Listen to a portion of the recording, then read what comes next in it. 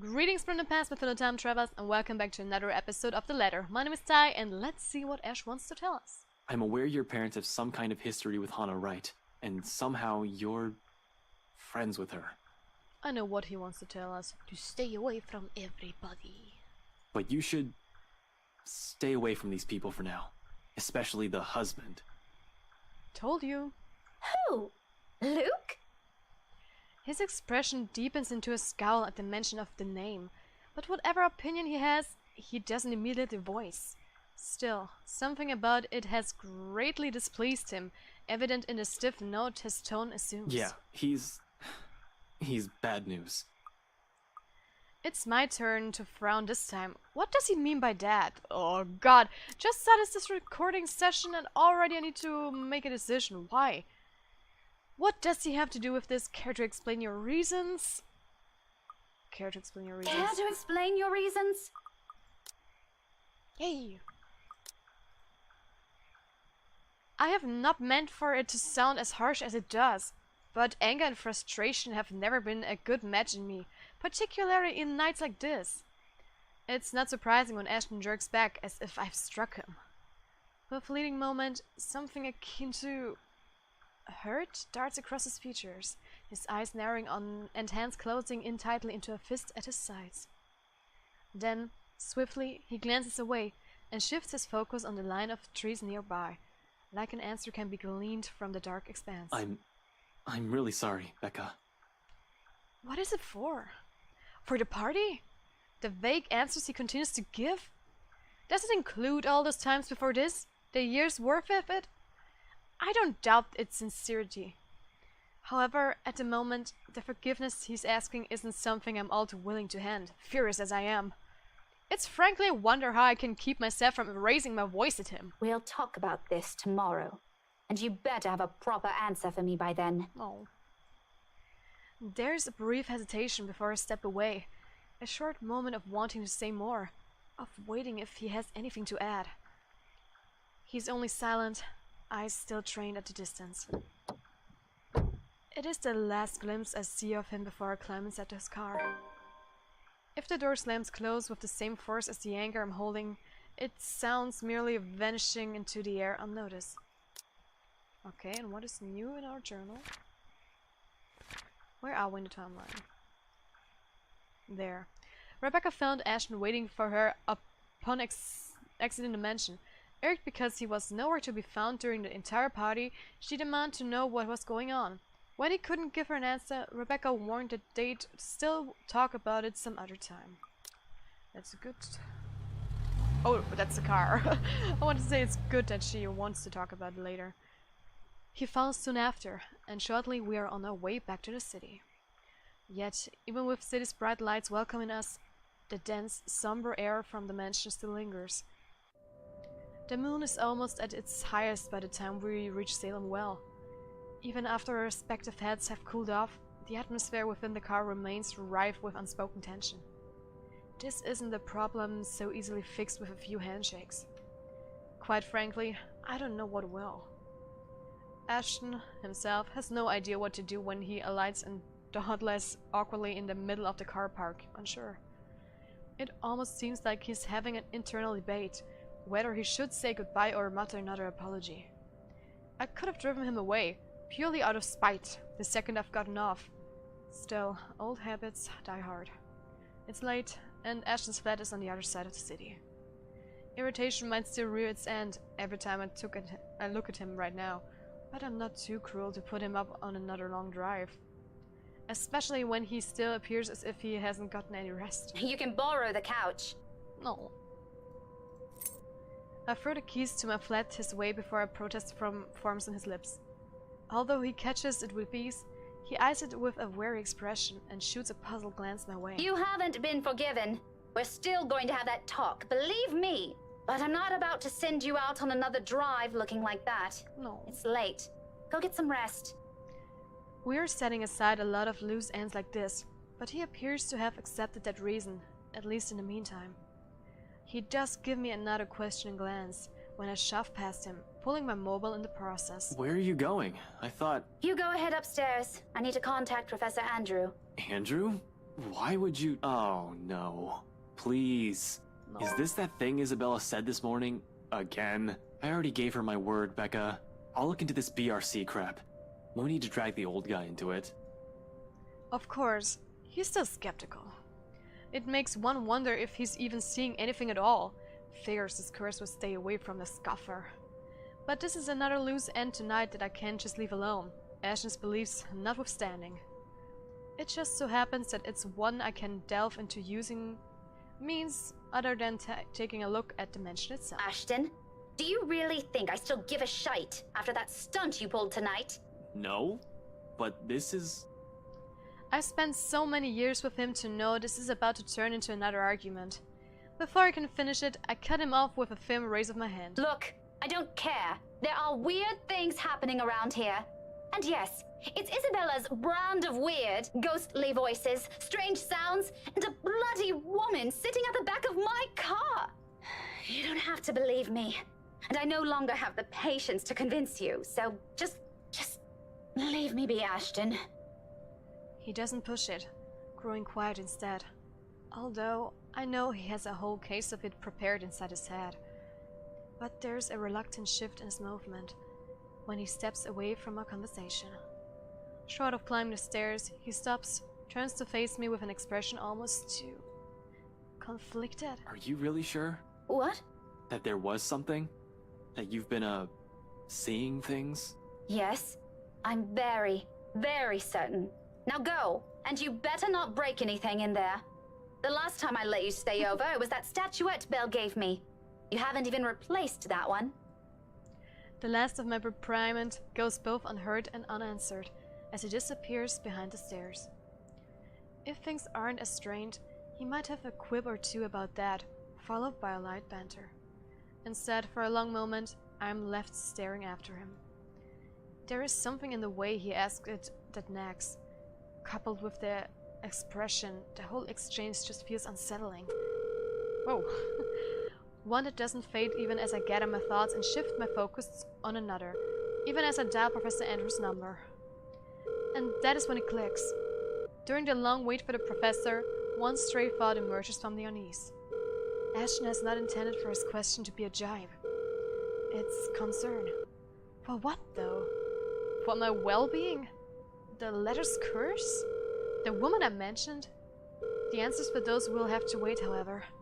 Finally, the call connects and Professor Andrews' voice echoes from the receiver. Professor Andrew?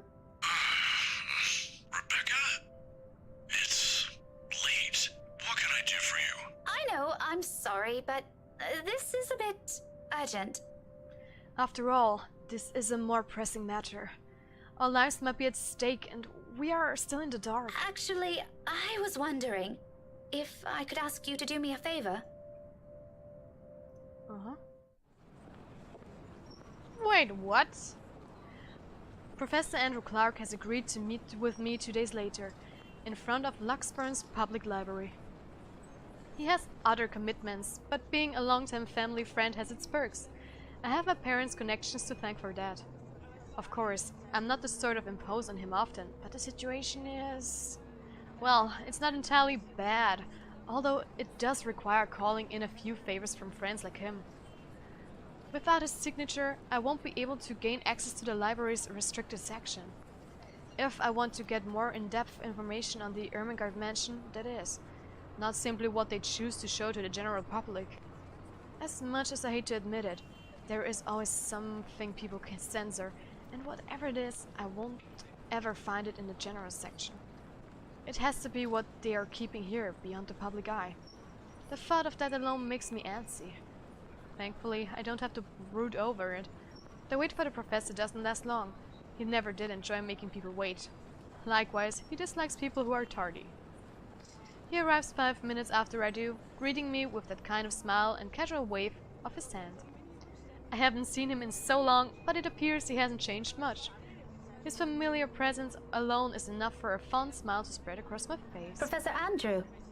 Rebecca, Oh.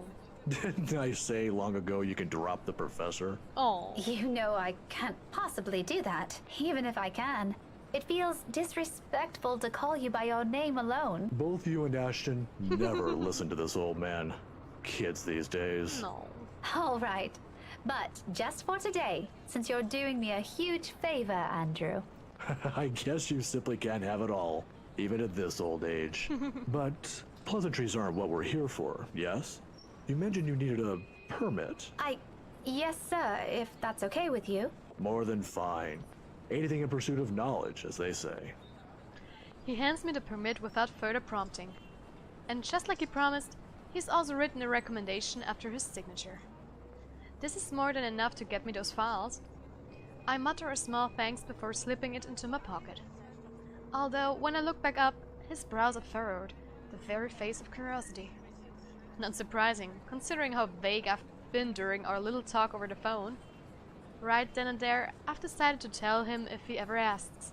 Maybe not all of it, but stuff he needs to know. It's the least I can do to thank him.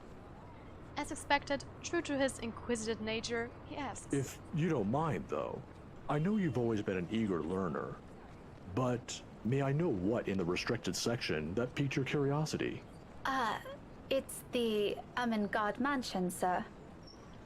He's quick to raise an eyebrow at that, and for a while, I fear he'll take the slip of paper back.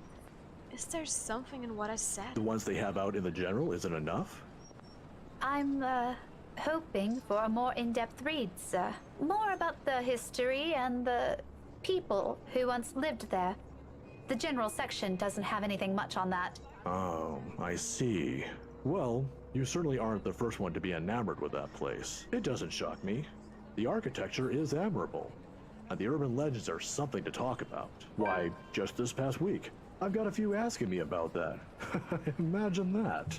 I think enamored might be a little too much to describe our interest in it. But I have to agree. The mansion is beautiful, even with the renovations. They kept the stained glass windows, too. They are magnificent. Oh, you've seen it. I was there for a few hours to attend a housewarming party.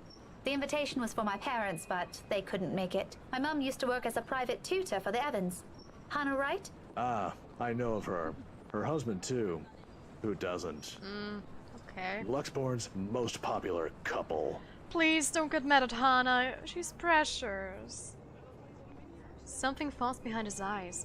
The warmth is suddenly gone. Like he's reliving a painful distant memory and seeing it play right in front of him. It disappears almost as soon as it surfaces, but that look has unsettled something in me. Is something the matter? Nothing much. But you know, you're already like a daughter to me. So if you could, do be careful with the friends you make. Is this about the Wrights, sir? Just a friendly advice from an old man. Don't think much about it. Anyway, I have to leave now. Can't miss my weekly serving of bear claws. Say hi to your parents at the detective inspector for me, will you? I wish you luck with all that research. I will. Thanks for this, Andrew. Oh. Andrew gives my shoulder a light squeeze, the gesture a younger me has always appreciated, and quickly crosses the street after. I watch him until he disappears behind the door to a cafe, until the doubts swimming inside my head finds a moment to rest. Whatever his business is with the Wrights isn't anything I should concern myself about, but somehow, in the grand scheme of things now, all of it feels oddly irrelevant. The how, though, I've yet to find out, and I'm hoping the library will give me the answers I want this time. On a gloomy Sunday morning, the library is especially empty. The second floor in particular. I've always considered this place to be a sanctuary, a respite away from the hubbub of the city. As a child, I grew up reading books here, spending hours here to no end, poring over the pages, living out fantasies in my head until my parents called me home. Now, it feels nothing like it. The silence is smothering, suffocating. Even with how clean they have kept the microfiche room. Microfiche? Well, again, another word I need to look up. How the entire small of it lacks a speck of dust or clutter. Breathing is a struggle for air. Not far into my stay, I begin to long for the noise outside, and perhaps as a way to calm this unease, I start to hum a tune. Imagine that.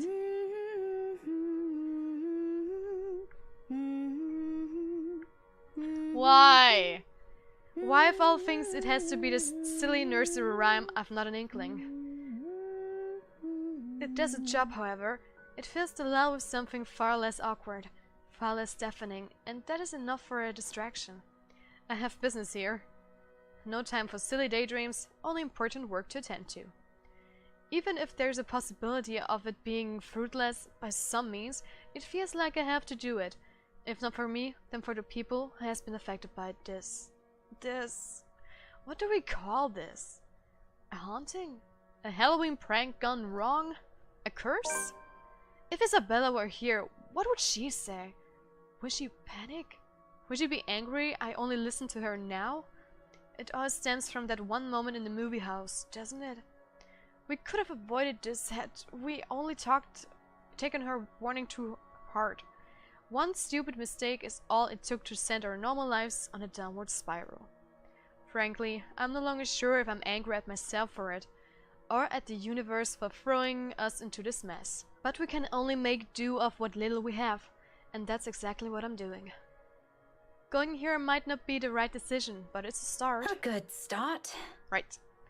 It doesn't take much time for me to find what I need. A microfiche of old newspapers, long kept in special storage cabinets at the far end of the restricted section. The year is 1620s and beyond. Before the city of Luxburn even exists in the records, when the mansion has just been built, and Ansem is nothing more but a small, sleepy hamlet near a river. A lot of pieces are missing days, sometimes several consecutive weeks without any records remaining. Often it goes on for years. Troublesome. But as it is, I'm lucky enough to find anything at all considering how far I'm looking back. Can't be picky now. Can't waste time mulling over what record keepers of the old could have done to make this a breeze for me. I can still work with this. The faint wire of the microfiche machine keeps me company as I go over each slide. Each image. Oh, I know what this is! I wanted to look it up after recording, but those are these things, I know them, but I never heard the English term for it. But those are old stuffs! I only used it once when I was a little kid. Oh my god, that's a special projector.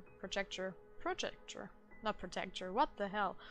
Hoping for something that goes beyond what the local lore knows. There are snippets, little mentions of the family that once settled in the house here and there. The usual singing of praises for the couple who helped brought up what was once a tiny settlement in a buzzing town. Nothing substantial, nothing I didn't know before. It continues, on like this for a good while, until I come by the years after their deaths.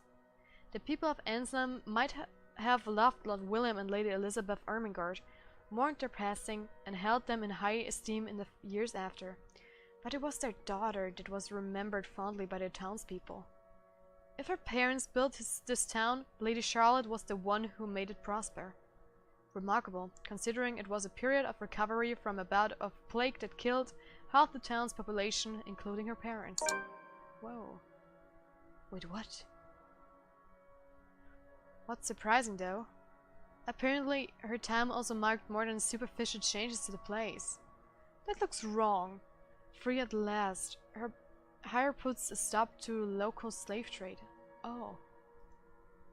She moved things, changed laws, altered old custom and traditions. If they were done on a woman's whimsy, it doesn't say, but she seems capable enough for more than that. The gist of it is, the town she rebuilt, it's what eventually grew to become Luxburn City, while the nearby Ansland village remained as it was, a relic of the old. A frown swiftly forms in my face. So, why is there a need to hide this? One by one, I try to recall every lesson I've gone through, every book, paper, and journal I've read. None of those ever mention this. It's always the lord and the lady of the house, their endearing child, always an afterthought to those anecdotes, the one who always took her life in the end. Never someone who restored a town from the brink of collapse, or brought new ideas into it. Is it because she's a woman? That pisses me off. Granted, not everything is sunshine and rainbows, not all aspects of her can be considered admirable. But this is history. Some parts are bound to naturally delve into unpleasant territory whether I like it or not. Witch hunts, for example, became common near the end of her life. Luxburn witch burns? No way! They burned her or what? Which would have been completely unremarkable and might have gone to become a mere footnote in history if it didn't involve Lady Charlotte and the very slave she saved. It caused quite a stir, enough to leave almost a week's worth of clippings. The girl was eventually burned, condemned by an entire town. At the word of Lady Charlotte alone. Oh my god.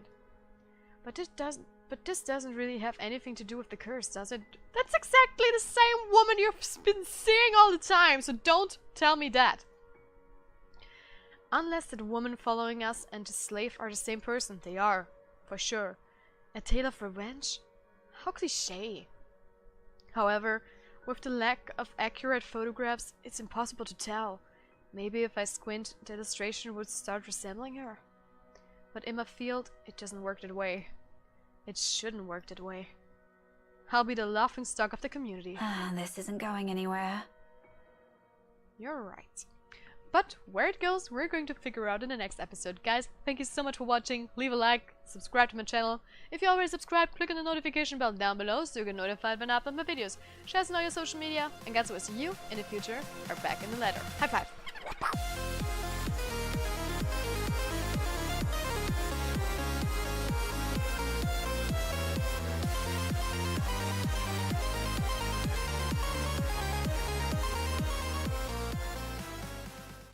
I wonder what happened.